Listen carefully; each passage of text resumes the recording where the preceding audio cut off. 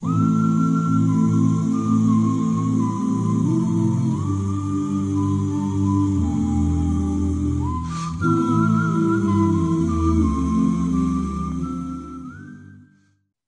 tal? Muy buenos días. Hace una semana, la entrega de los premios Oscar a lo mejor de la Academia en Cinematografía fue marcada por un suceso especial. El actor Will Smith, que al final resultó ser el más homenajeado por ser el mejor actor en esa categoría importante de la entrega de los premios Oscar, él se levantó de su lugar y dio una bofetada al otro actor, Chris Rock, al haber hecho una broma de él y de su esposa. Este suceso violento en ese momento y que dejó desconcertados tanto a la gente que estábamos viendo por televisión como a los que estaban presentes, suscitó una serie de comentarios, miles y miles de comentarios en las redes sociales en esta semana. Lo interesante del asunto ya no fue que Will Smith ganó el premio al mejor actor, sino la bofetada que le dio a su compañero de actuación también, a Chris Rock. Y lo que se destacó entonces fue la violencia con la que él actuó y las consecuencias de sus actos. De hecho, acaba de ser, bueno, lo expulsaron de la academia por los próximos 10 años. Antes Will Smith había pedido disculpas y él renunció a la academia precisamente como consecuencia de este suceso. Él también, cuando recibe su premio, menciona que él, muy conmovido, pide perdón y menciona que la película por la cual ganó, que es la historia de Venus y Serena Williams, como su padre las educó para salir adelante, él menciona lo importante que es defender a la familia. Y bueno, algunas personas estaban a favor de esto y otros en contra, pero suscitó muchos comentarios. Aquí lo interesante no es el hecho de que él haya pedido perdón, que en realidad fue así como sucedió. Él pidió perdón, Chris Rock ahí en ese momento cuando se fueron a cortes comerciales, eh, hubo una serie de comentarios, hubo una serie de encuentros y conversaciones, entre ellos el actor Denzel Washington se levantó y dio unas palabras a Will Smith y le dijo que cuando estaba, porque como ya lo hemos comentado, Denzel Washington es una persona de fe, al igual que Will Smith, y le comentó que hay ocasiones en las que cuando está en la cúspide del éxito, cuando logra cosas importantes, viene el diablo y le arrebata lo que ha conseguido. Y fue justo lo que sucedió. En ese momento de un éxito rotundo en su vida, viene este suceso que empaña su carrera y que empaña también su vida. Aquí mucha gente entonces ha juzgado a Will Smith y de hecho él está viviendo las consecuencias de sus actos.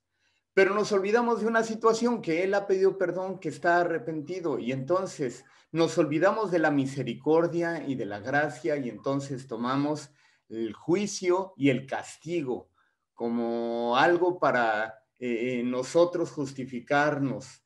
Cada vez que uno juzga a su hermano, se siente mejor que él. Cada vez que uno levanta una crítica, entonces se está diciendo implícitamente que es mejor que aquel a quien critica. El perdón y la misericordia sobre el juicio y el castigo tendrían que llevar nuestra vida hacia adelante porque es la manera como Dios nos ha enseñado, como Dios nos ha instruido, que cuando nosotros accedemos a ese perdón, cuando nosotros pedimos perdón por nuestras faltas, entonces viene la misericordia de Dios que nos cubre, que nos perdona. Lo que sucede en la cárcel, una vez que un preso, que una persona es detenida e ingresa en la cárcel, sucede que todos los demás descargan en él ira, descargan en él y ven en él como un criminal terrible, incluso a veces a las autoridades son las que dan instrucciones para que lo golpeen fuertemente y los demás lo hacen porque a través de eso sienten que están descargando un poco de su propia culpa en aquella persona que acaba de ingresar. Lo hemos escuchado de labios de una persona que asiste a la congregación y que estuvo en la cárcel y nos ha comentado cómo en ocasiones llegaban esos golpes hasta la muerte de la persona que estaban agrediendo. Esto es algo que es cotidiano en las cárceles, en los reclusorios, y que la gente tiene que aprender a vivir, si es que pueden sobrevivir a toda esa agresión. Aquí nuevamente estamos hablando que lo que prevalece en ese momento no es la misericordia, no es la paz, no es el perdón, sino el juicio y el castigo. Cada vez es más común un elemento, un ejemplo más de esto que estoy hablando. Cada vez es más común aquí en nuestro amado México, en diferentes regiones, sobre todo rurales, que la gente tome justicia por mano propia. Cuando agarran a alguien en el acto de un crimen, que está cometiendo algún crimen, algún robo, algún secuestro, alguna violación, y lo agarran infraganti, entonces la comunidad se organiza y linchan a la persona. Hemos visto también que han habido situaciones que hasta la muerte de la persona agredida llegan o a quemarlo vivo también. ¿Qué es lo que sucede con todo esto? Insisto, cuando alguien está agrediendo a alguien más por los actos que cometió esa persona, está sintiendo que de alguna manera es mejor que esa persona. Se está levantando. Cuando alguien habla, cuando critica a alguien, está de alguna manera creyendo que es mejor que aquella persona a quien está criticando. ¿Cómo está siendo nuestra experiencia de vida? ¿Estamos dejándonos llevar por la misericordia y el perdón o por el juicio y el castigo? Porque en la palabra de Dios aprendemos de manera muy clara. Digo, todos nosotros nos hemos equivocado, hemos fallado una y otra vez, y también hemos sido juzgados y hemos sido castigados duramente, incluso de manera injusta. Hay ocasiones en las que hemos pasado por dolores terribles en nuestra vida y que a veces con una actitud aparentemente cristiana los demás se levantan en juicio diciendo que estamos viviendo las consecuencias de nuestros actos. Lo hemos vivido, lo hemos palpado, lo hemos padecido. Y a veces la gente se olvida de todo el mal que hiciste, perdón, se olvida de todo el bien que hiciste, de todas las ocasiones en las que pudiste servir a tu prójimo, cuando hablaste la palabra de Dios, cuando te desvelaste, cuando estuviste con la gente, y entonces lo que destaca solamente son tus errores o aquellos que se cree que son errores por los cuales estás viviendo las consecuencias de tu pecado, porque hay un juicio fuerte a veces en la iglesia del Señor.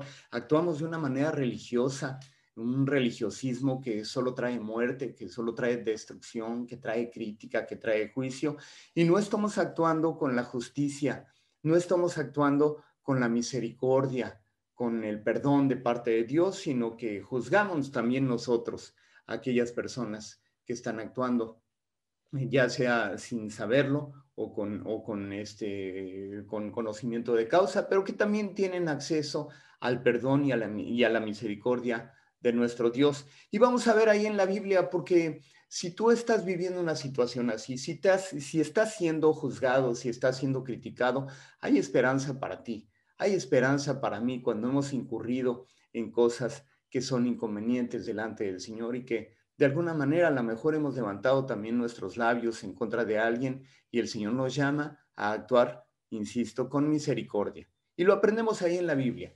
Tenemos que actuar con misericordia en este tiempo de tantas muertes, de tanta enfermedad, de tantas cosas que pueden oprimirnos el corazón por lo que estamos viviendo.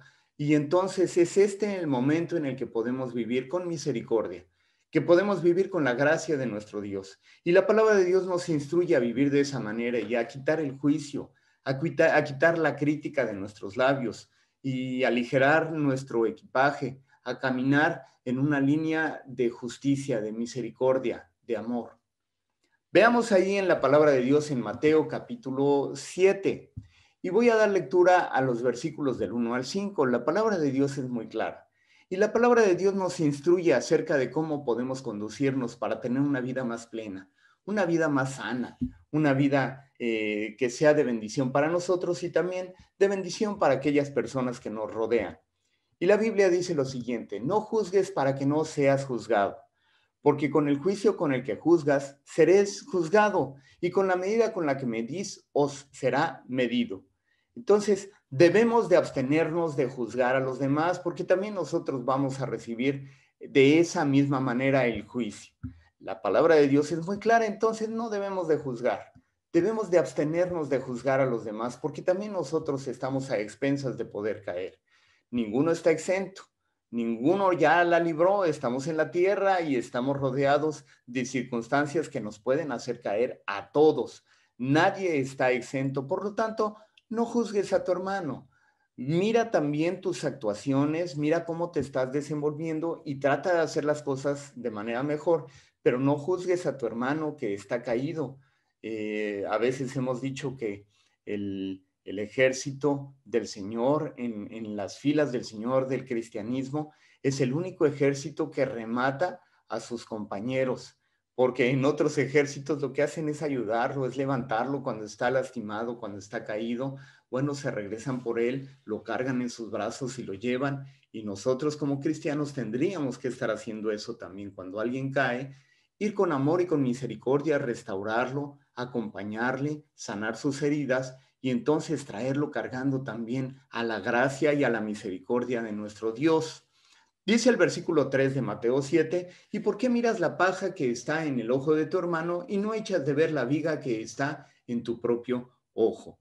Esto es muy claro, es una ilustración muy clara de a veces pretendemos juzgar al otro cuando tenemos nosotros muchísima cola que nos pisan, tenemos tantas situaciones que han empañado nuestra vista, que están obstaculizando para no ver de manera clara y entonces estamos juzgando sin ver todas aquellas cosas que pueden ser juzgadas de nuestra vida, que todas aquellas cosas que nos han impedido caminar, avanzar en una línea de sanidad, en una línea de pureza delante de Dios y que tenemos que analizar delante de nosotros.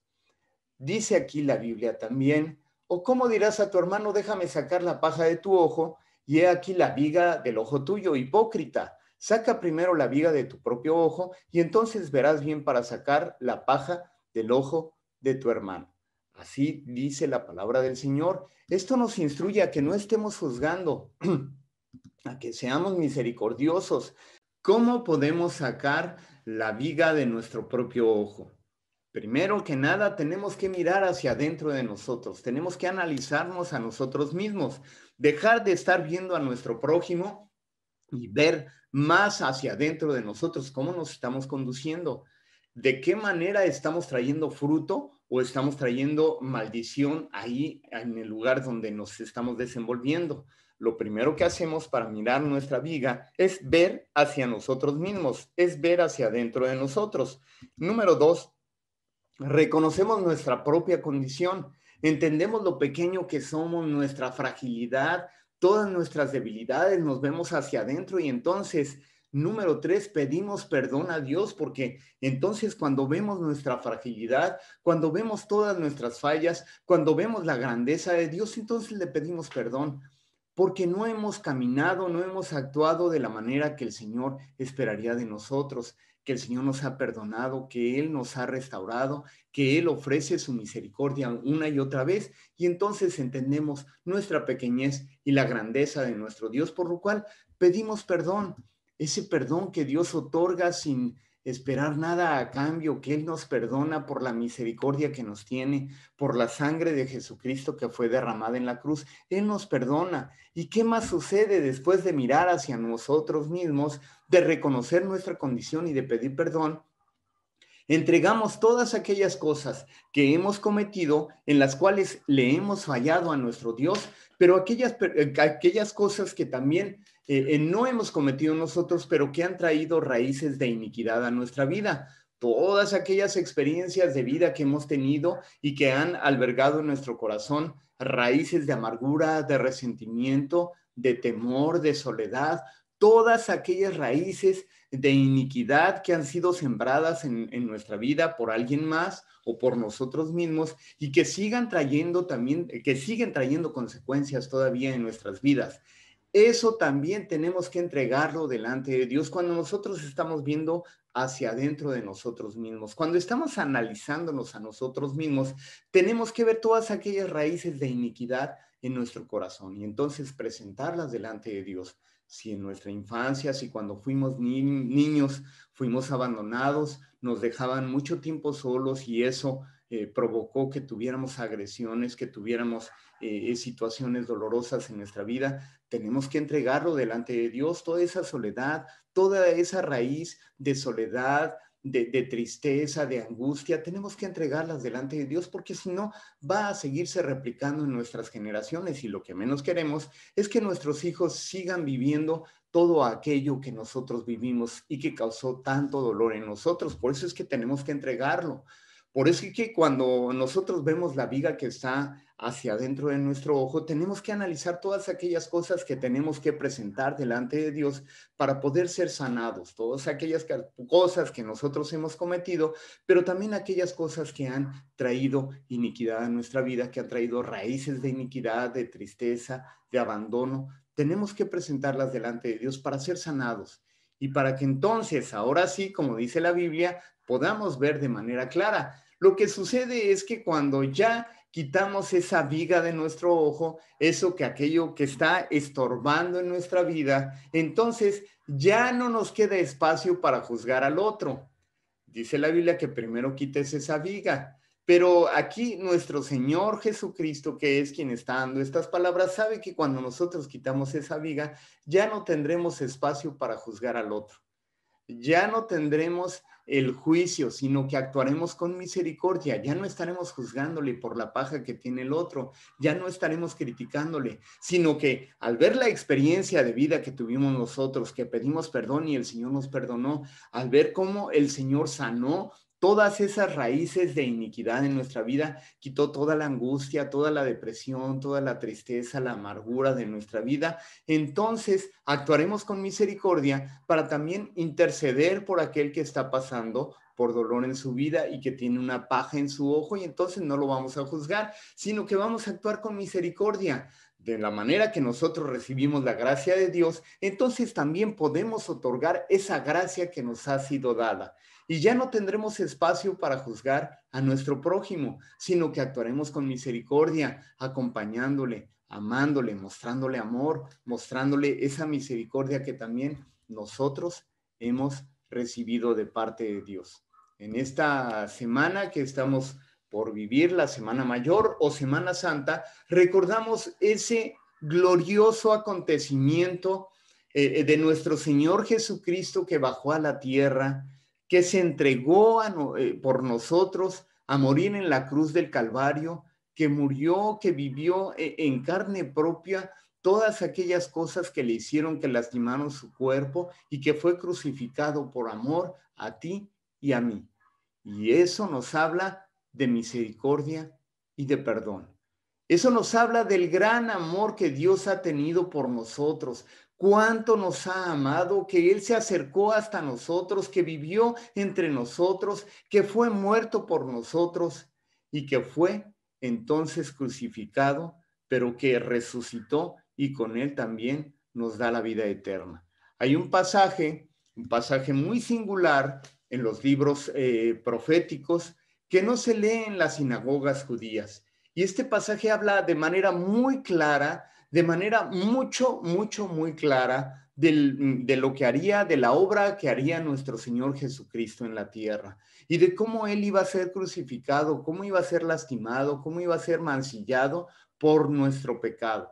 Y vayamos entonces ahora sí a Isaías 53. Y es un pasaje muy hermoso que nos representa, que nos habla de la obra de Jesucristo ahorita que estamos por iniciar la Semana Santa, que veremos entonces, que repasaremos todos aquellos sucesos en la semana última de vida de nuestro Señor Jesucristo en la tierra, entonces estaremos recordando todo aquello que vivió nuestro Señor Jesucristo y que en Isaías se menciona de manera muy clara. Y le voy a dar lectura para que vayamos teniendo y vayámonos preparando para esta Semana Santa en la que podemos estar reflexionando en lo que Jesucristo hizo por nosotros, lo que Él entregó en la cruz del Calvario por nosotros, por ti y por mí, y tomar de esa misericordia, de esa gracia de nuestro Señor para poder vivir de manera plena y para ser perdonados por Él. Dice allí en Isaías 53, ¿quién ha creído a nuestro anuncio y sobre quién se ha manifestado el brazo del Señor? Subirá cual renuevo delante de él y como raíz de tierra seca. No hay parecer en él ni hermosura. Le veremos más inatractivo para que le deseemos.